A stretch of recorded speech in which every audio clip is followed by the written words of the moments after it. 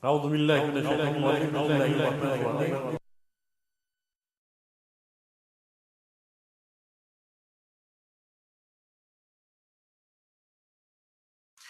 والعاقبة للمتقين والصلاة والسلام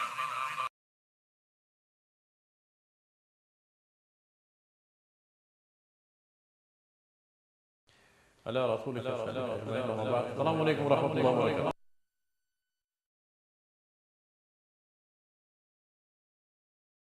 Урматтуу кыргыз элим, Аллах субханаху ва таала сиздермен кайрадан жолугушууну насип эткени үчүн чексиз мактоолор айтабыз. Жана сиздерге сүйлөдө, сиздерге мына ушул Аллах субханаху ва таала өз адамдарга берген дин исламды жеткирүүдө же ошол динге сиздерди кызыктырууда мени шыктандырган Аллах субханаху ва тааланын хак пайгамбары Мухаммад саллаллаху алейхи вассаламга салаваттар айтабыз. Андан соң өткөнкү биздин жолугушууда сиздерге биз мусулмандардын бүгүнкү күндөгү ушул Куранга болгон мамилеси жөнүндө сөз кылабыз деп уада кылдык эле. Кудайга шүгүр, ошондой даярданып келдик. Азын улак ошол жөнүндө сөз кылалы. Жана балким биз кылган сөздөн улам сиздер балким ушул Куранга болгон мамилеңиздер өзгөрөт. Такыр эле Куран жөнүндө түшүнүгү жоктор балким Куранды барактап Аллах насип этип хидаят берсе, келечегинде чындап эле худан лил муттакин кылып алдына коюп алат деген үмүт менен кылабыз.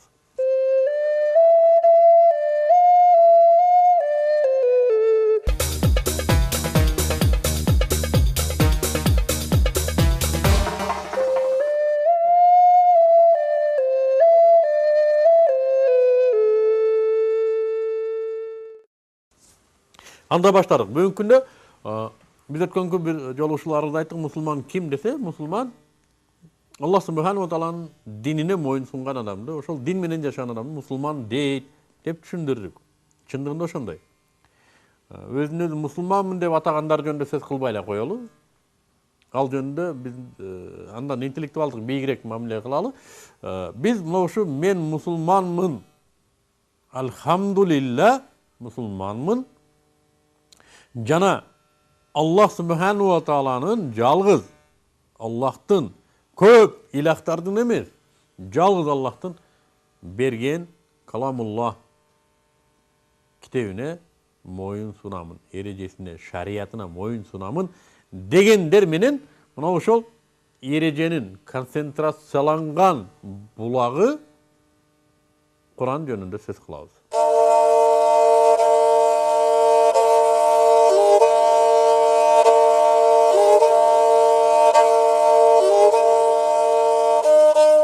Bundan bir kança жыл мурда мага бир араб, ошо Кыргызстандагы араб тилинен сабак берип жүргөн бир мударис келип, бир окуяны айтып берди да. Мен үчүн ошол кезде бул анекдот болуп сезилген. Бирок бара мен сездим, бул анекдот эмес экен. Бул биздин бүгүнкү күндөгү трагедия экен. Айтат, мени бир аял дейт, илгерки бир Куран китебин алып келди дейт мага дейт.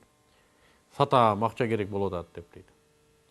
Анан канча десем ушунча деди. Макул деп китебин сатып алдым дейт. 2 ай өтпөй тиги аял кайра келди дейт. Акчаңыз мына, жана китепти мага бериңиз кайра деп айтты дейт.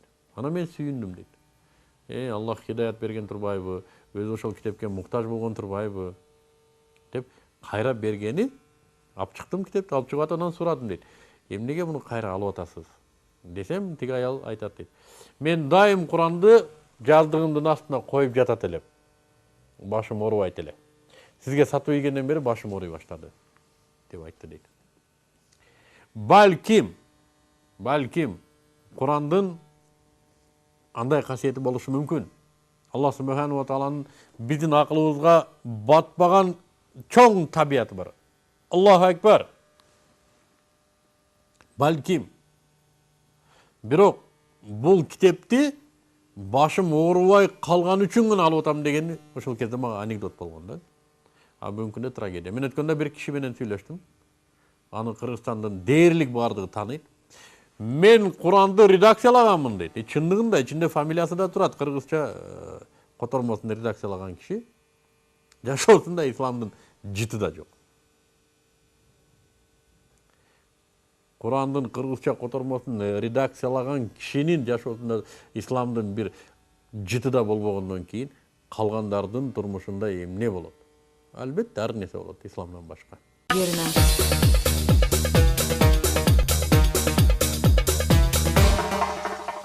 Kur'an emne özü dese Allah Subhanahu wa Ta'ala'nın adamlarga bergen жашоо таризи, түшүндүрүүчүсү жашоону.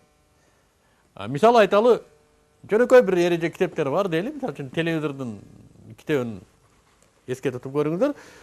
Магазинден алып келдиңиз, коробкасын буздуңуз, анан кийин ичинде китепчеси чыгат, китепчесин окуйт. Окуйт дагы, муну биринчи упаковкасын бузуш керек экен, анан чаңын сүртүш керек экен, анан кичине кызытыш керек экен, анан салыш керек экен. Эрежесин окуйт. Токко саят экен, анан кийин өчүргөндөн мынтип өчүрөт экен. Эрежеси менен таанышат. Бул эмне ошол телевизордун иштөө таризин түшүндүрүүчү китепчеси. Болор болбос бир чайник алсаңыз да ичинде кагаз бар. Чайник пластический. Выше столько-то температуры нельзя деген. Эми муну ааламдар, жер шары, адам, анын жашоосу, бул эмне деген категория? Мына ушуну да түшүндүрүп берүүчү бир паспорт болуш керек эле да.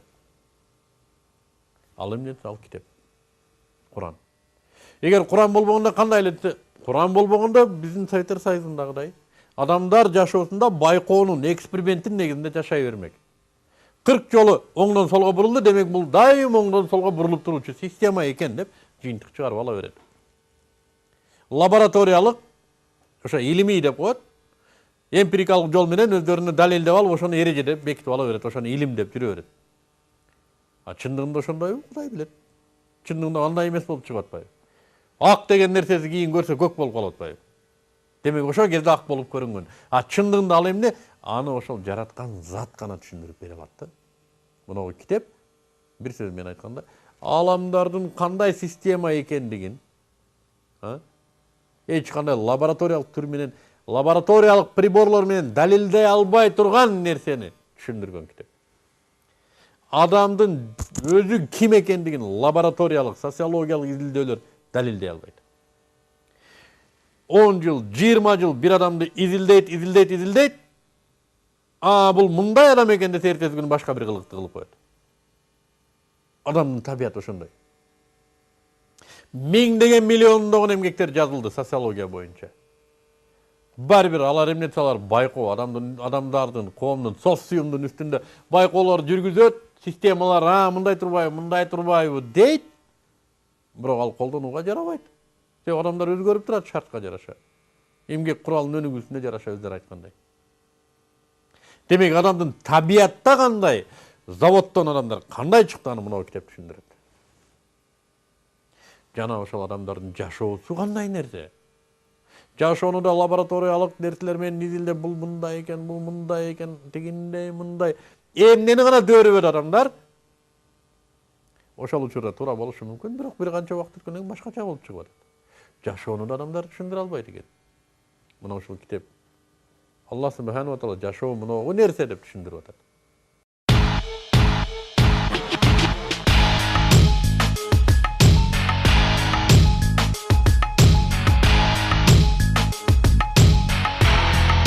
Менден бирөө сурайт да, Куранда кантип нан жабуу дагы барбы дейт.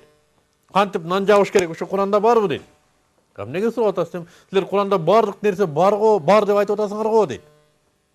Анан биздин дагы бир окумуштуубуз, ислам окумуштуусу, обан Куранда кантип нан жабыш керек экендиги бар дейт. Кана көрсөтүп бериңизчи десем, муну ачып туруп бир аятты окуп берип атат. Эгер сен билбесең билгендерден сура деген аят бар. Мен ошонун негизинде азыр нан бышырганда билгендерден сизге сурап берем деп кетип атат. Муну эмнесе, муну анекдот да. Тиги байкуштун суроосу өзү кемчонтойлук болду. Анан ага билбесең билгендерден сураган деген аяттын негизинде барып нан бышырганды билген кишиден сурап берүү, бул эки эсе кемчонтойлук болду да. Ал наркы биринчи кемчонтой, аны молдокеге келбей деле өзү барып сурап алса болбок аны. Куран Аллахтын сөзү. Аллах Субхану ва Таала адамды өтө бийик баалайт. Ахсани таквим дедик, периштелерди эң улуу зат болгон, эч күнөөсүз зат болгон периштелерди адамга сажда кылдырды. Адамдын даражасын бийик кылды. Адамды ибадат кылууда Өзүңдөн бийик гана нерсеге ибадат кыл деди. Адамдан бийик нерсе мынтип караса бир эле Аллах бар экен. Андан бийик нерсе жок. Демек Аллахтан кийинки эле улуу зат адам болду. Аллах субханаху ва таала адамды ушунчалык урмат ызат кылды. Ага көп нерсени өзүнүн акылына калтырып койду. Нан жабууну өзүң деле ойлоп тап. Технологиясын иштеп чык өзүң деле. Мен сени акылын иштете турган кылып жаратканмын. Машинени кантип жасоону өзүң деле ойлон. Темирди кантип иштетүүнү өзүң деле ойлон. Самолетту кантип учурууну өзүң деле ойлон. Мен сени акылдуу кылып жаратканмын. Технологияны өзүң деле тап. Мен сага берип аткан эреже, Аллах субханаху ва таала берип аткан эреже. Бул супер матрица. Супер матрица. Жашоонун жанагы болор болбос технологиялардын үстүндө турган нерсе. Бул жалпысынан ааламдарды, адамдардын, алардын табиятын, жашоосун түшүндүргөн китеп. Керемет ушундай. Ушундай эреже китепти ушундай колтуктап туруп, биз эмне кылып атабыз? Машина жууп атабыз. Кедейбиз. Шапкебиз тилемчилик кылып жүрөбүз. Ушул китеп жөнүндө түшүнүгү жоктордон биз тилемчилик кылабыз. Табияттын кантип жашоо тарыхын биз билебиз го. Адамдар кандай кылганда өнүгөт биз билебиз го. Адамдар кандай кылганда байыйт биз билебиз го. Колубузда мына китеп турат. Эмне биз кедейбиз? Мына китепти билбейбиз. Европада байлардын дээрлик бардыгы мына ушул китептин негизинде байыган. Буга далилдер толтура. Бир сөз менен айтканда, мына ошол Билл Гейтс болобу, Рокфеллер болобу, Ротшильд болобу, жазган китептерин окуңуздар эле. Мен кантип байыдым деген мемуарлар жазат байыгандан кийин. Ошолорду окусаңыздар, мына китептин негизинде байыган.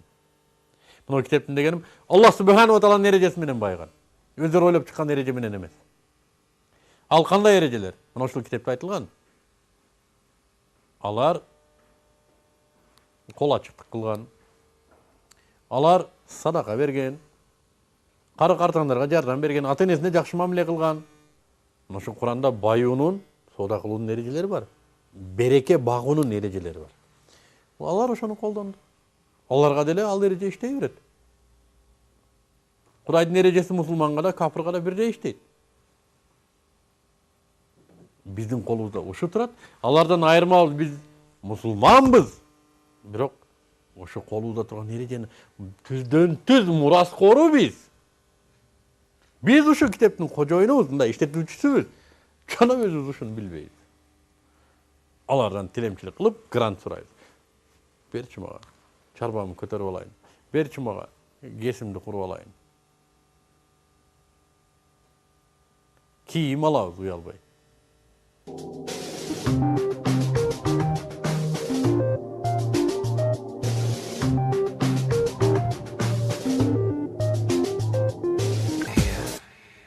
Демек биз мына ушул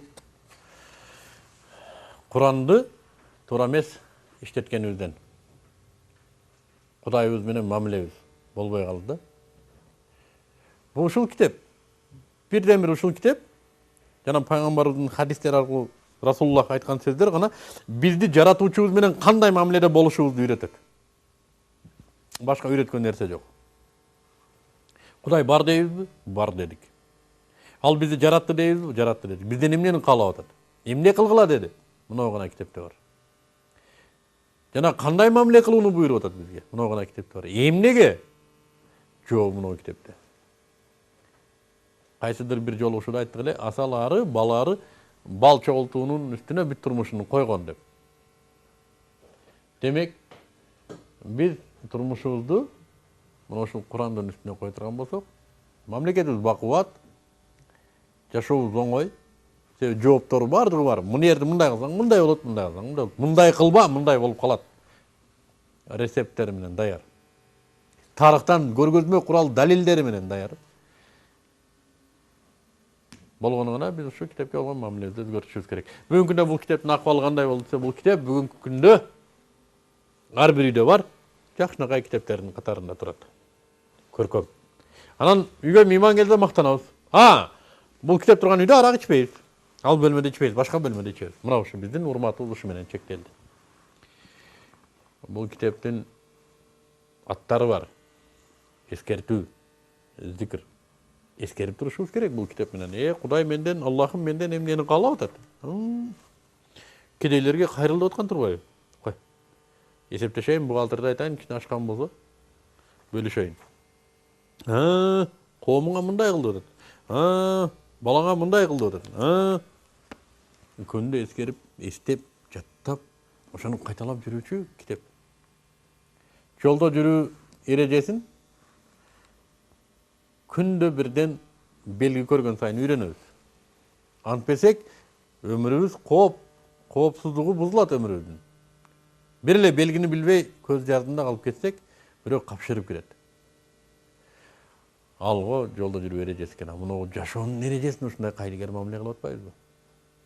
Биздин табиятыбызды түшүндүрүп берген китепке туура эмес мамиле кылып атпайбызбы?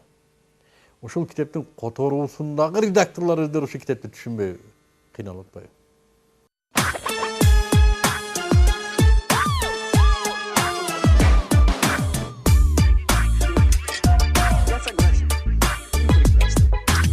Орустун окумуштуулары, Европанын окумуштуулары өздөрүнүн элине мына ушундай мусулман деген эл бар, алардын жашоо китеби мынау китеп менен жашайт деп элдерин тааныштыруу үчүн которуп берди.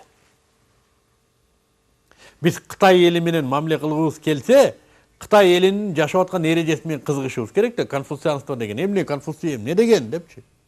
Кыргызча которушубуз керек анын китептерин окуп, Кытайлар мындайды жейт экен, мындайды жебейт экен, Конфуцийге мындай мамиле кылат экен дешибиз керек. Так ошондой биздин жашоо эрежебизди алар которуп алып, азыр ушундай академиялары бар, окуу жайлары бар. Алар мусулман болуп кеткендигинен эмес, ушул китепти изилдеп, ушунун негизинде өздөрү жашоосун өзгөртүүчү. Жана биз менен мамилени өзгөртүүчү. Биз ушул китептин автору бизге берди мусулмандарга ушул китепти. Дүнүйө силердин колуңарда деп атат. Мына ачыкчы колуңарда деп атат. Биз кор жашап атабыз.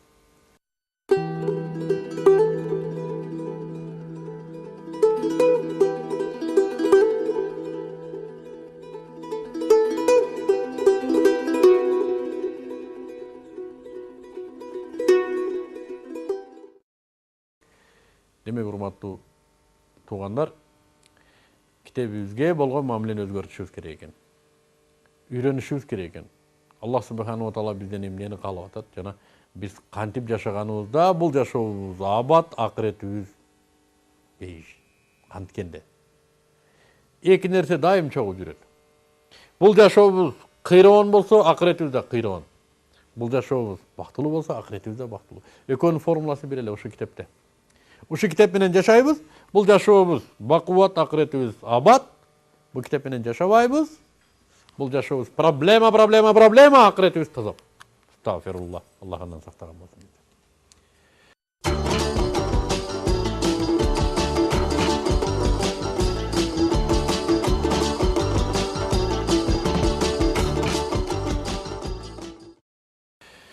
Демек, урматтуу бир туугандар, бирадарлар, ушул нерседе көңүл буралы ушул нерсеге жана алдыбызга койгон максаттарыбызга жетүүдө Аллах субханаху ва таала бардыгыбызды өзүнүн сөзүнүн тегерегинде чогулткан болсун.